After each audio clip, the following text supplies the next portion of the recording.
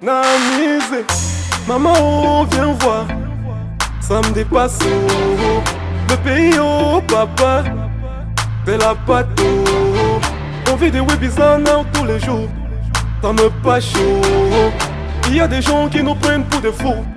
Mais oh non, la mort de l'évêque. Quand j'ai vu ça, j'ai dit mais c'est pas possible. Il y a nos sœurs qui meurent au Koweït. Ces gens-là, jamais ils n'ont même fait un appel, même pour celles qui sont rentrées. Lorsque vous dites ces gens, c'est les artistes. Les artistes, ils n'ont jamais fait un appel, même pour celles qui sont rentrées, rien. Aujourd'hui, ils viennent faire des pieds pour qu'on puisse, que les Camerounais viennent réélire un tyran. Non, c'est pas possible. C'est pas possible. C'est pour ça que nous avons décidé de les boycotter. Est-ce que vous les trouvez inhumains, ces artistes camerounais? Inhumains, ouais. Pour certains. Je dirais pas pour tout le monde. Pour certains, pas pour tout le monde. Valsero, Longuet. Valsero, c'est pas parce qu'ils sont des artistes engagés. Hein. C'est pas, ils vivent tous dans la même condition. Ben, au moins, eux, ils ont le mérite de dénoncer. Il y a un jeune homme qui est dans le même oui, on appelle ça comme ça dans le jargon, mais qui n'est pas connu, Nam Arnold. Vous connaissez? Nam Arnold, c'est pas celui qui chante en anglais là? Non, il chante en français. Il dit qu'est-ce qui n'a pas marché dans ses chansons. Beaucoup de projets qu'est-ce qui n'a pas marché qui aujourd'hui ont foiré.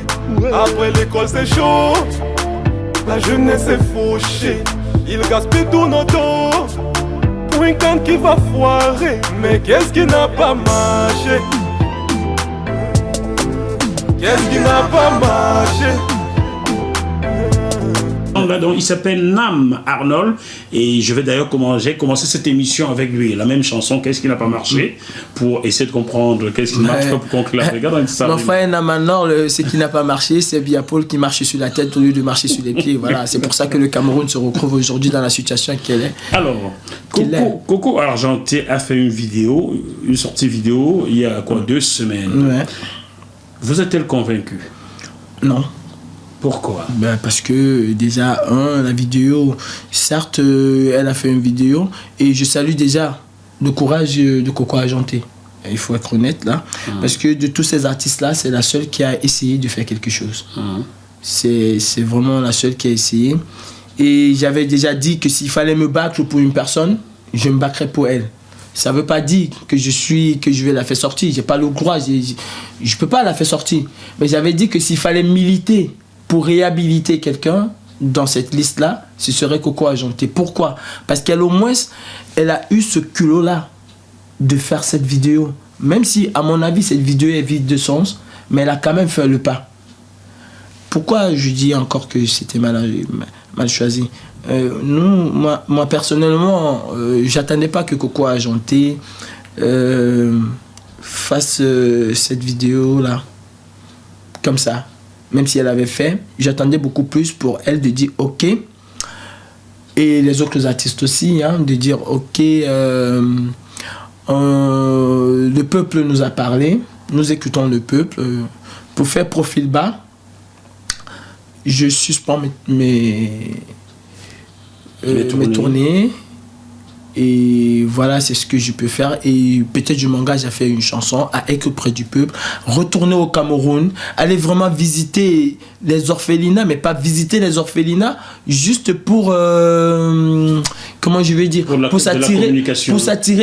la communication, mais visiter les orphelinats avec le cœur d'une mère. Sans caméra, visiter les orphelinats, aller au nord et au sud-ouest, regarder dans quelles conditions vivent nos frères, parce que en guillemets, c'est comme si au Cameroun, quand je vois nos artistes au Cameroun, c'est comme si le Cameroun est un pays en paix, comme si il n'y a rien qui se passe au Cameroun, mais à partir du moment où vous avez des réfugiés déjà quelque part, surtout des réfugiés de guerre, parce qu'il peut y avoir des réfugiés climatiques, c'est pas interdit, mais quand vous avez déjà des réfugiés de guerre, ça veut dire que votre pays est en guerre. Ouais, en effet. Quel que soit l'entourloupe qu'on veut utiliser, ou bien le superfuge, ou bien le mot qu'on veut prendre juste pour... voilà, ça reste la guerre. Calibri, ça veut dire que pour vous, Coco Argenté n'a pas été assez sincère dans cette vidéo-là? Elle n'a pas été assez sincère, c'est pour ça que j'ai personnellement supervisé et réussi l'expulsion de Coco Argenté. Ouais, j'en suis fier. L'expulsion. Bah, Coco Argenté, elle a été purement et simplement expulsée de la salle. Ah, de la salle, laquelle? Du Van Gogh. Du Vendôme. Du Vendôme, elle a été expulsée. D'accord, oui, elle n'a pas presté là. Elle n'a pas presté et elle a été mise de force dehors. Il faut dire la vérité. Elle a été mise de force dehors. Et j'ai personnellement veillé à ce qu'elle soit mise de force dehors. Très bien. Maintenant, le cas Catino semble cristalliser beaucoup de haine. Pas que de la brigade anti-Sardina, mais des Camerounais en général.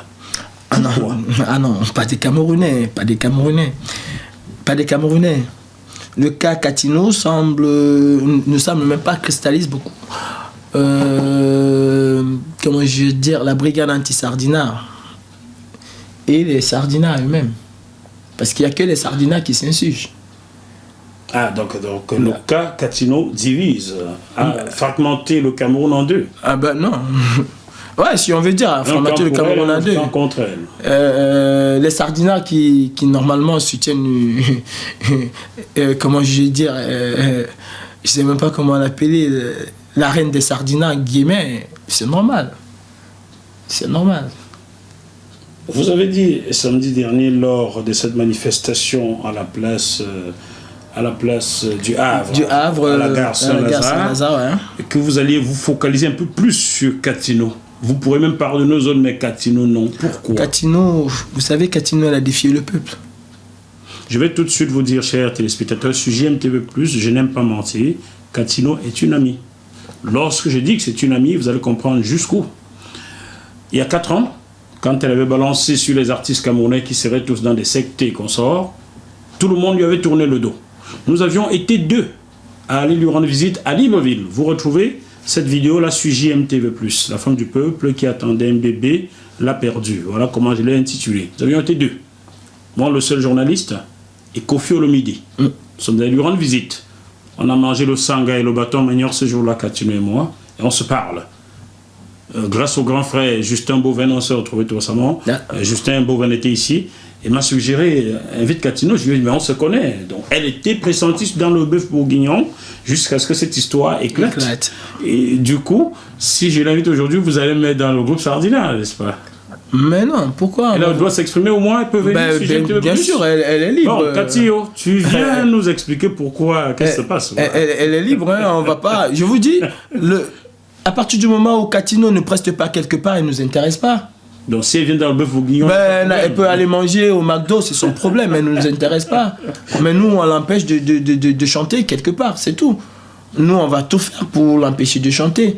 Elle est libre de venir manger un bon bœuf bourguignon, c'est son droit. Hein. Alors, vous m'avez dit au début de cette émission, Calibri, que les artistes n'étaient pas votre cible principale. Ouais. Cela signifie qu'à un certain moment, vous allez passer à l'étape supérieure et les artistes plongeront dans l'oubli. Mais non. Ils vont quand même rester dans la liste. Ils vont rester dans la liste jusqu'à ce que le Conseil des sages décide de leur sort. Pourquoi pas la population camerounaise? Il y a donc un Conseil des sages déjà? Ouais, il y a... Contrairement à ce que les gens veulent faire croire, la brigade anti-Sardina elle est structurée. Vous savez, je vais dire quoi? Une organisation qui naît de manière spontanée, c'est normal qu'au départ, il y a des couacs. Mais au fil des jours, on essaie de rafistoler des choses qui n'ont pas marché. Et voilà, on essaie de faire tout pour vous allez chanter du nom Arnold, là. Qu'est-ce qui n'a pas marché, hein? Voilà, on essaie de voir qu'est-ce qui n'a pas exactement marché et on essaie d'améliorer au fil des jours. Alors, dites-moi, Calibri, y a-t-il une question que vous auriez aimé que je vous pose et je n'ai pas tilté dessus? Le fait est que le journaliste ne sait pas tout. Je sais pas, peut-être parler de pourquoi on ne veut plus que Paul Biya reste au Cameroun, je sais pas. Les raisons sont nombreuses. J'ai reçu ici il y a exactement 2 semaines, mais mercredi surpassé, Honoré Binke, président de la sous-section RDPC de Seine-et-Marne. Il était assis là à ma gauche, je lui ai demandé, dites-moi, qu'est-ce que M. Biya a posé comme acte positif en 36 ans qui vous donne de le soutenir, Simordicus? Je peux vous dire que l'émission est sur 3 épisodes que vous pouvez retrouver dans la rubrique émission sur jmtvplus.com. À aucun moment, il m'a donné une raison valable. Il m'a juste dit que M. Biya a apporté la paix au Cameroun. C'est le slogan depuis 36 ans, la paix. Attends, c'est une utopie. Franchement, c'est de la bêtise. On veut prendre des Camerounais pour des gros cons. Ces connards, ils continuent de nous enculer comme si on était des animaux. Attendez, quand on parle de paix, ça veut dire qu'il y a eu la guerre.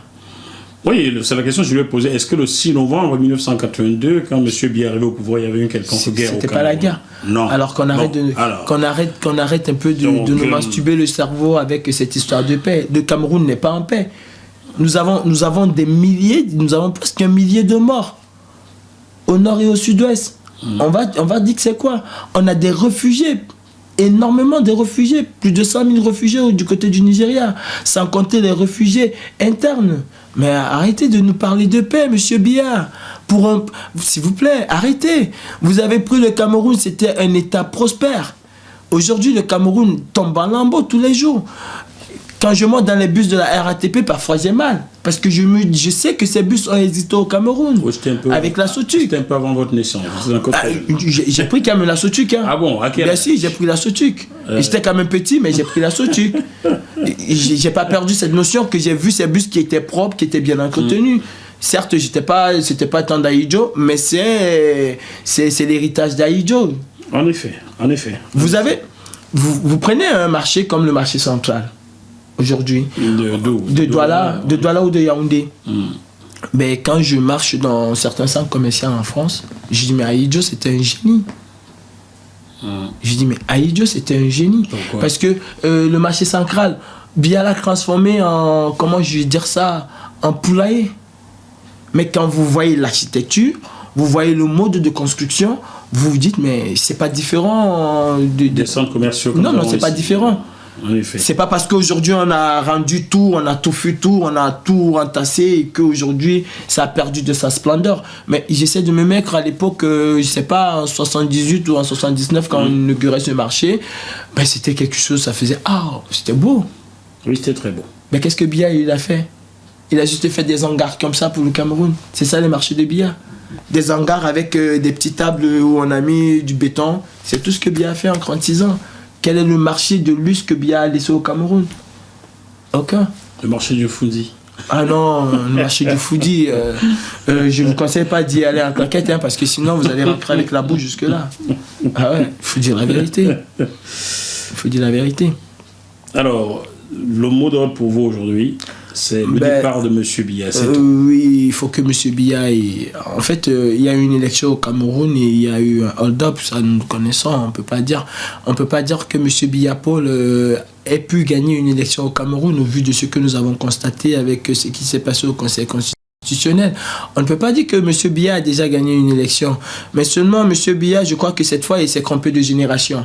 En 92, il avait une génération droite en guerre, mais voilà, qui s'est abstenu. Maintenant, il a une génération fougueuse. Une génération fougueuse qui a la haine de vivre. On a cette haine de vivre.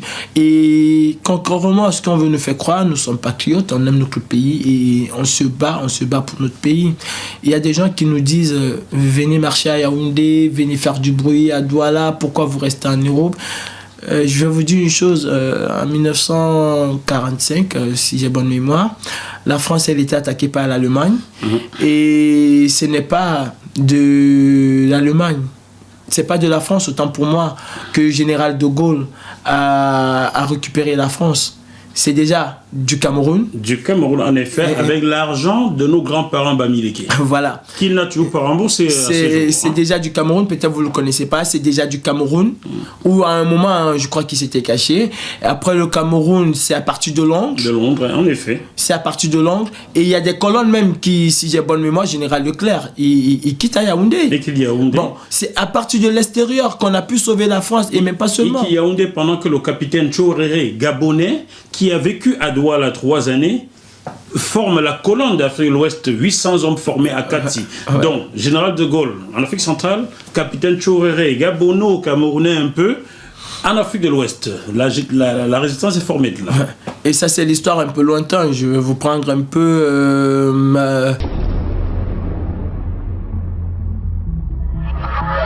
Ce programme vous est proposé par Deviseo Fret, spécialiste du transport international Afrique, Dom-Tom, Océan Indien. Retrouvez-nous sur www.deviseo-fret.com. Téléphone +33 139 85 14 23. La révolution égyptienne, elle est partie de l'extérieur. Je vous prends la révolution tunisienne, elle est partie de l'extérieur. Je vous prends même encore votre président de la République, pseudo-président de la République, Paul Biya, quand il annonce sa candidature à la présidentielle, il n'annonce pas aux Camerounais, il annonce sur Twitter, il annonce à la diaspora. Et c'est à la diaspora qu'il annonce sa candidature. Bon, ce que nous faisons ici, moi, quand je vais manifester à l'ambassade, j'ai pas le droit d'entrer physiquement à l'ambassade, faire cette manifestation, c'est interdit. Mais à partir du moment où l'État français m'accorde un carré, ce carré-là représente le Cameroun et c'est l'extraterritorialité camerounaise. Bon, je suis dans ce carré-là, je suis au Cameroun. Ça, il faut que vous le sachiez. Voilà, c'est ce que je voulais dire. J'ajouterai pour clore ce chapitre que l'apartheid en Afrique du Sud n'est pas tombé parce que les Sud-Africains sont trop battus. Hein. C'est aux États-Unis, dans les universités américaines, que la fin de l'apartheid a été décidée, hein, avec des anciens universités qui ne voulaient plus financer leurs universités tant qu'ils faisaient des affaires avec IBM qui avait des affaires en Afrique du Sud. Donc, les grands mouvements partent très souvent de l'extérieur. Voilà. Bon. Si je veux dire un mot aujourd'hui, il s'est passé une cacophonie aujourd'hui, il y a d'abord quelques jours. J'ai mon ami, c'est toujours mon ami, hein, il peut dire ce qu'il veut, il peut m'insulter, il peut faire tout. Vous savez, quand on est dans ce combat, il faut s'attendre à prendre des coups. Sinon, on ne fait pas ce combat. Il faut être fort. Qu'est-ce qui se passe? Voilà, aujourd'hui, c'est la deuxième fois. J'ai mon ami Nyat Barano qui a la première fois sorti une vidéo dans laquelle il disait que Bendeka était recevable après enquête. Ça, c'est... Il a décidé de façon, comment je vais dire, unilatérale. Sans consulter, bien sûr. Il a décidé de retirer Bendeka de cette liste-là. Et je me suis opposé. Pourquoi je me suis opposé? Parce que j'ai personnellement, avec M. Jean-Robert, négocié dans la paix l'annulation du concert de Bendeka. D'où vient-il que quelques jours après, quelqu'un vient me dire que Bendeka n'est pas recevable, est recevable? J'ai bloqué quelqu'un, j'ai empêché ce monsieur de se faire de l'argent. Et quelques jours, il était conciliant. Il a retiré de façon volontaire Bendeka de sa liste. Et quelques jours après, je viens lui dire: ah monsieur, je suis désolé, il y a Bendeka qui va jouer à Nantes. J'ai dit non, c'est pas possible. Bendeka, il peut pas jouer à Nantes. Bendeka, pas qu'il peut pas jouer à Nantes, Bendeka, il ne peut pas être recevable. Bon, à Nantes, donc, il ne peut pas prester à Nantes. Il peut pas prester à Nantes. Voilà. Alors, nous sommes à quelques jours de ces 35 ans de carrière ici à Paris. À quelques jours de ces 35 ans de carrière, après l'émission que vous avez fait, il y a monsieur Elbias, l'organisateur de cette soirée, qui a appelé Amel Kamek, qui est un ami à moi. Nous faisons des marches ensemble, le Belge. Et je vais vous dire, le Belge, il a passé mon numéro. Il m'a appelé, il m'a dit qu'il voilà, il a tellement investi et tout, et qu'il fallait que... Je lui ai dit la même chose que j'ai dit ce soir-là. C'est pas à moi de décider si Bendeka est recevable ou pas. C'est pas à moi. Parce qu'aujourd'hui, il faut dire la vérité aux Camerounais. Pour moi, je suis dans la logique que la brigade anti-Sardina ne m'appartient pas, n'appartient à personne. C'est une brigade qui appartient au peuple. Et même si demain, c'est M. Maurice Kamto qui est président de la République du Cameroun et qui fait quelque chose qui est contre le peuple, il va avoir affaire à la brigade anti-Sardina. C'est ce que j'ai dit. Ah, vous le mettrez lui aussi dans la liste des sardines à ce moment-là? Ah, bien sûr. Ah, bien sûr. Donc, il vaut mieux éviter de manger des sardines au Cameroun. Ah, aujourd'hui, j'ai des amis qui évitent vraiment de manger la sardine parce que il veut pas être confondu. Voilà. Il m'a appelé, je lui ai dit, Bendeka, je ne peux rien vous dire. C'est pas moi de décider. Mais seulement, je porterai vos doléances au groupe. Et voilà, ils vont décider. Sauf que hier, il y a mon ami qui a fait une vidéo où il disait qu'il a des choses à annoncer. Votre ami de Belgique. De Belgique. Voilà. Niat Barano. Niat Barano. Le général, on s'est fait appeler. Et aujourd'hui, ils ont fait une vidéo dans laquelle ils disent que Bendeka est recevable. Voilà. Et vous, à Paris, qu'est-ce que vous dites? Déjà, avant d'arriver là, il y a, je crois, 2 jours, il y a Fleur de Lille qui m'a tagué. Fleur de Lille. Fleur de Lille que tout le monde connaît. Elle est aussi anti-Sardina ou Sardina? Elle n'a pas de problème avec la brigade. Ben voilà, elle fait son blog comme elle a l'habitude de faire. J'ai rien contre Fleur de Lille. Je vais dire à ceux qui me regardent et qui m'écoutent que Fleur de Lille et moi, on n'a jamais eu à aucun moment un échange, que ce soit téléphonique ou quoi que ce soit. Fleur de Lille m'a tagué sur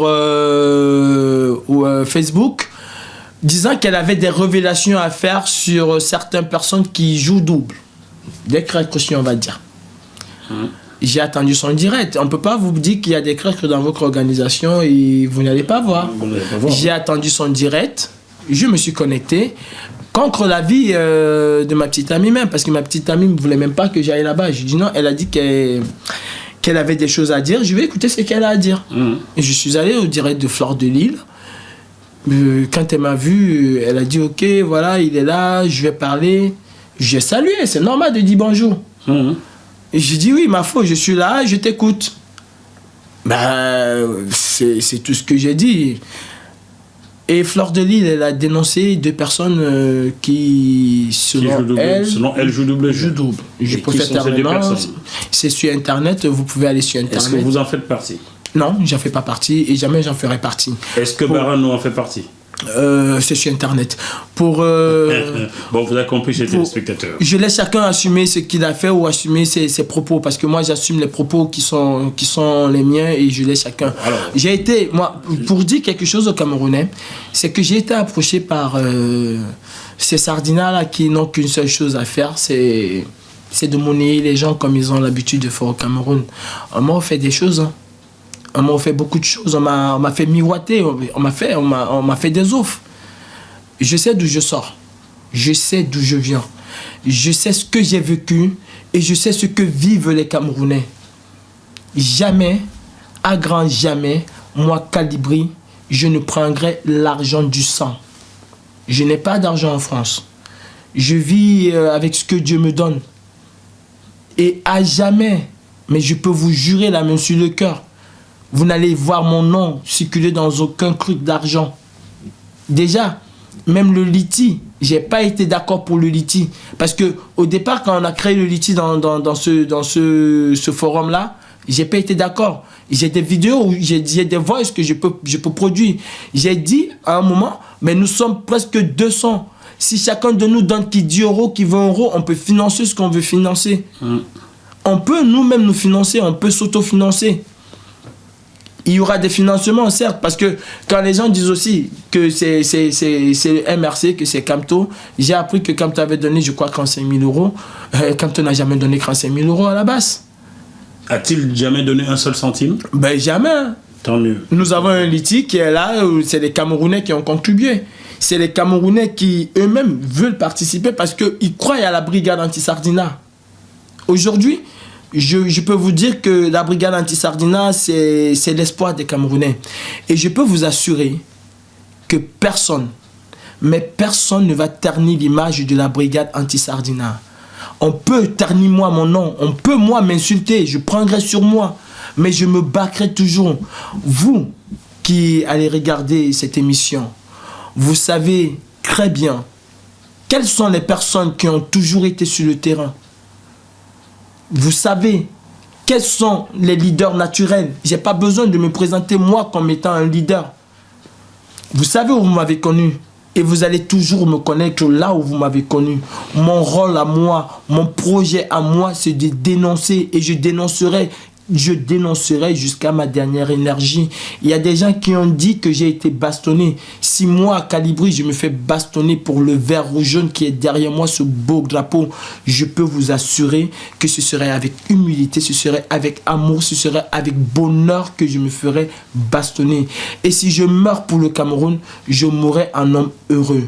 Ça, j'aimerais que vous le sachiez. Ne me mettez pas avec ceux qui sont des corrompus. je ne suis pas corrompu, je n'ai pas assez d'argent. Ce que Dieu me donne me suffit amplement parce qu'il ne me donne pas à côté d'autres problèmes qui feront en sorte que le peu qu'il me donne puisse aller dans ces problèmes. J'arrive à me gérer et, alhamdoulilah, je rends grâce à Dieu. Et Bendeka est irrecevable. Il ne va pas prester à Nanterre parce que la brigade anti-Sardina va se déployer à Nanterre et nous allons faire ce que nous pouvons pour empêcher ou pour faire en sorte que ce concert-là ne soit pas un succès. Il est ancré dans la liste et il va y rester. C'est ce que je peux dire. Et croyez-moi, nous allons de notre mieux assainir le Cameroun. Aujourd'hui, nous tournons la page. J'ai dit tantôt que nous allons à la phase 2. Nous avons la canne à boycotter. Et dans quelques jours, vous allez voir la brigade anti-Sardina se déployer à Paris. J'appellerai mon frère pour lui dire, ou je lui enverrai des vidéos.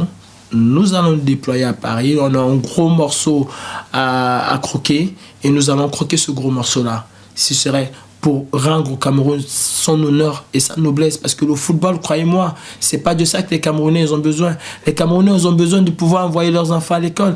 Les Camerounais ils ont besoin de construire des écoles. Le Cameroun a besoin des hôpitaux et pas construire des bâtiments. Parce qu'un hôpital, juste construire un bâtiment, c'est pas un hôpital. Il faut des infirmiers formés, il faut des médecins formés et il faut le matériel qui va avec. C'est de ça qu'on a besoin au Cameroun. On a besoin d'électricité, on a besoin des routes, on a besoin de l'eau et on a besoin de pouvoir se nourrir. Aujourd'hui, le Camerounais lambda, qui représente 95% de la population, ne vit pas. On survit au Cameroun. Je suis en France, je sais de quoi je parle. Au Cameroun, on ne vit pas, on survit. Même le minimum vital, il n'y a pas. Si je tombe malade ici, en 5 minutes, si je tombe là, en 5 minutes, j'ai une ambulance qui vient me chercher. Si le feu prend dans cet appartement, en moins de 3 minutes, j'ai fait des vidéos, vous avez vu, en moins de 3 minutes, les sapeurs-pompiers sont là. Pourquoi pas au Cameroun? On ne veut plus d'un Cameroun où, à Douala que je connais, la seule unité de sapeurs-pompiers se trouve en Godi. Ce qui veut dire que le monsieur qui a construit sa maison à Bonabéry, si ça prend feu, le temps que le pompier quitte donc Godi pour arriver à Bonabéry, la maison aurait cramé. Et on appelle les pompiers au Cameroun, on leur dit toujours qu'ils arrivent quand le feu est éteint. Mais c'est normal qu'ils arrivent quand le feu est déjà, quand tout est consumé. C'est normal. Les mecs, ils quittent d'où? Pour arriver où? Et voyez-vous l'embouteillage, vous connaissez comment sont les embouteillages au Cameroun. Alors, s'il vous plaît, de grâce, rejoignez le mouvement. C'est un mouvement qui est né pour durer. Ceux qui croient qu'ils vont déstabiliser la brigade anti-Sardina, qui vont déstabiliser le combat que nos aînés ont mené et que nous prenons le flambeau là, je le tiens et il ne va pas s'éteindre. Il va s'éteindre. Si moi je m'éteins, quelqu'un d'autre va tenir le flambeau. C'est comme ça. Merci aux auditeurs de JMTV, aux téléspectateurs de JMTV. Merci à vous, monsieur Jean-Marie Moifo. Ce fut un honneur. Jacques Moifo, tant pour moi. Ce fut un honneur de passer là et dire les 4 vérités que j'avais. Vous reviendrez quand vous voudrez. Merci, je reviendrai. La maison est ouverte à tout le monde, même à ceux du RDPC, même au Front National en France, la maison est ouverte. Effectivement, voilà. Je reviendrai vous faire le bilan de ce boycott des artistes, parce qu'il va falloir faire un bilan à un moment donné ou à un autre. Entendu. Ben, ce fut un plaisir. Vous serez la bienvenue. Merci beaucoup. Je vous en prie. Je vous en prie. Enchanté. Bonne continuation. Merci, merci. Ok. Chers téléspectateurs, c'est ici que prend fin cette tranche.